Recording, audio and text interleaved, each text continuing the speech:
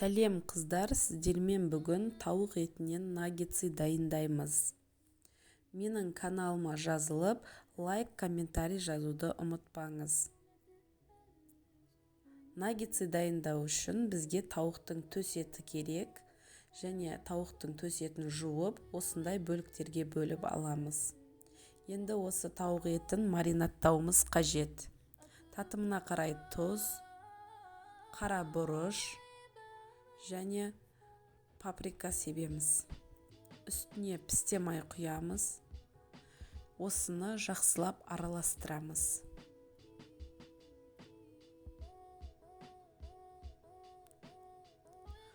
Жақсылап араластырып болған соң 5 минутқа қойып қоямыз. Енді кляр дайындаймыз.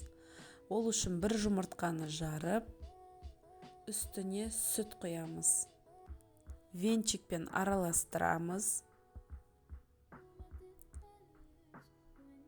2 ас қасық ұн саламыз.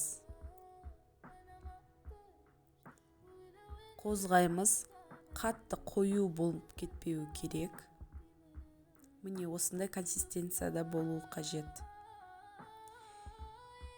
Мен осындай панка деген сухари қолданамын. Болмаса канишира немесе басқа да өзіңіз тапқан сухари қолдансаңыз да болады.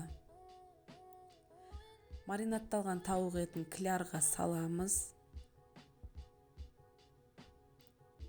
Клярға араластырып алып,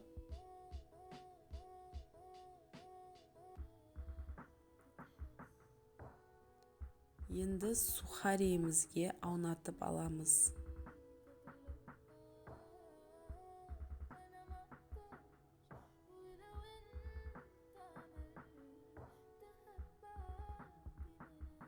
Міне осылай аунатып алдық сухариге.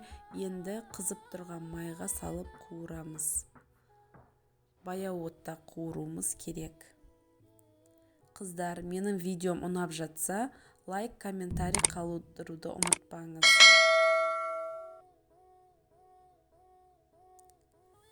Алдағы уақытта өте көп рецепттер шығады, сондықтан маған подписка жасап қойыңыздар.